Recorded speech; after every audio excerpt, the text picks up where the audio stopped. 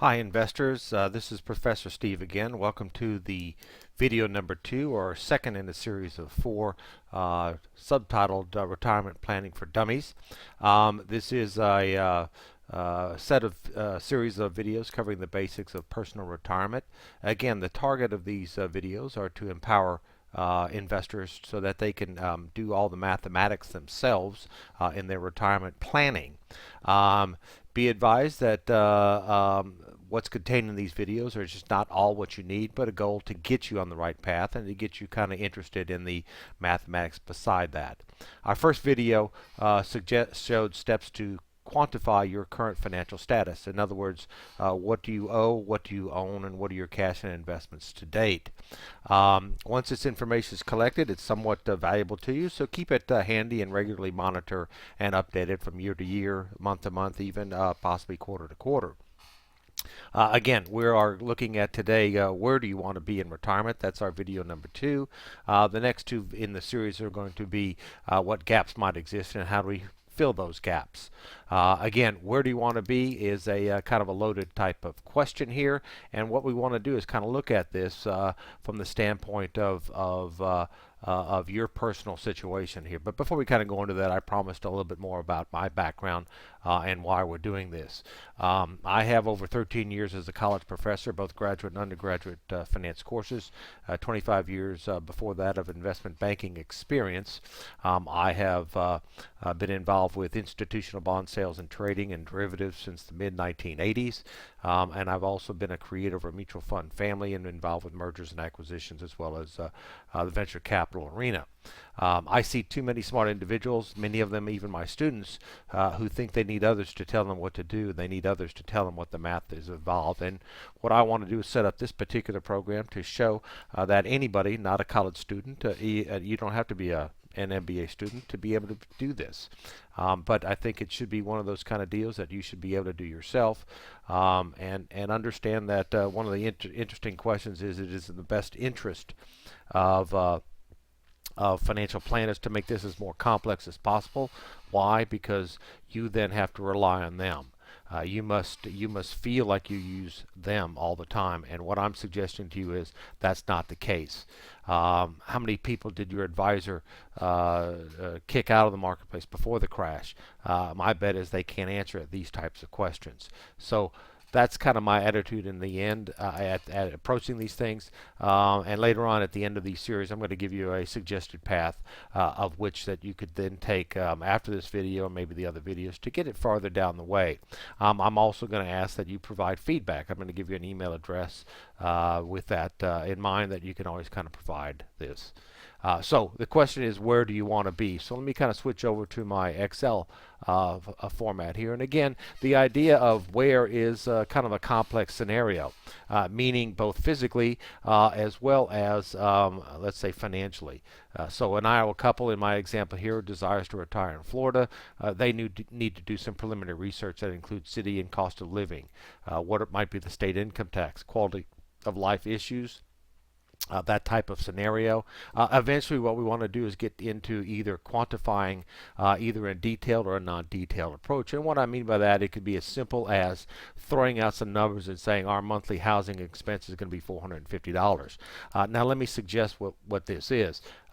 Their mortgage could be paid off in Iowa. They go down and fully pay for a house there. This might be just taxes that they need and maybe insurance. Transportation costs might be one new car for a couple. You see medical, entertainment, travel. Now, I'm throwing these numbers out there, and what I suggest you do is you come in and put your own numbers in here. Instead of like 250, we put 350, and you'll notice that as we change, as we're doing in this particular financial model, which we'd like to go into in extensive courses here, as we change the numbers, you see that the totals down here automatically update. So these, again, are some of the tools you want to target. If you'd like to go into a more detailed approach, we can actually put numbers out here for each one of these line items. If you want to put what you think yard maintenance is, or what a house maintenance might be, or what rental fees might be, you can actually detail these or put them in summary. Again, the idea is to put the tool in your hand to be as detailed as you want, but also not allow anybody to give you the number. You come up with a number as far as that's concerned. And my point is, do you want to buy a $300 a month car payment, or do you want to have a $700 car a month allotment, if you will? The last thing I want to kind of provide here, what happens if you have a quick and dirty approach? And I keep saying what this might be something for a youngster that doesn't really care, but they want to say, I want X per month as my revenue in retirement. Is that $2,000? Is that $4,000? Is that $6,000? Or is that $10,000? Again, any number of ways that you can say, where do you want to be in the future? And that's what this is trying to target. So by identifying in our first video where you are today, where do you want to be, we can start filling in some of the ideas. Again, we're going to address those in videos 3 and 4. But again, you is you. You are not me. I am not your accountant. Don't let your accountant or your children tell you how much you need to have per month. That's something that you need to decide. Again, where has the meeting? Do you want to be away from the ice and snow? Do you want to be near or far away from your children or grandchildren? And then what type of financial state do you want to be? Debt-free, mortgage-free, and the like. Those are the kind of things you need to identify here. It's fairly quick. But again, the idea is, how do you turn this into quantified numbers, if you will? The idea also is that these math tools that we're going to be providing you allow you to do this sensitivity analysis. You saw earlier that I could change the numbers and update everything. That's exactly what we want to look at here. The when is also a variable, so we need to kind of address that, and we'll look at that in later videos. And the last thing is, where do you want to be from the standpoint of quantifying things? And what I mean by that is, can you actually put numbers on a 2-bedroom, 3-bath, or 3-bedroom, 2-bath home? Is it going to be mortgage free or not? Those are the kind of things that if you put numbers on now, then you could change them later. But again, we're trying to give you this flexibility. After the video, evaluate those things that are important to you: family, friends, weather, where do you want to be. Review the next 2 videos to try and get some additional math tools. Conduct research into those kind of areas that you might think you want to be. If you're very young, then you might just want to look at a dollar amount target, but if you're kind of getting older, you might want to start saying some more details there.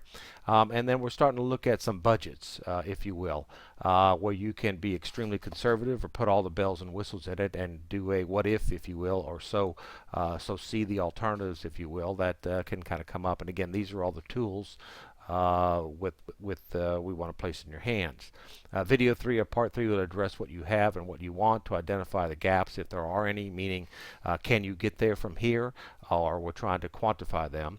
And again, the whole purpose for these videos is trying to gauge the interest in developing a full website that gives you more details, a little bit more than what we can do in a few minutes here on each one of these small videos. We're also asking you to provide feedback. If you can, send me an email, Professor Steve at diy.retire@gmail.com. That's diy.retire@gmail.com. Let me know what you think, and let me know what we can provide a service for you, either now or in the future. Again, next video is where are the gaps in your plans. Thanks.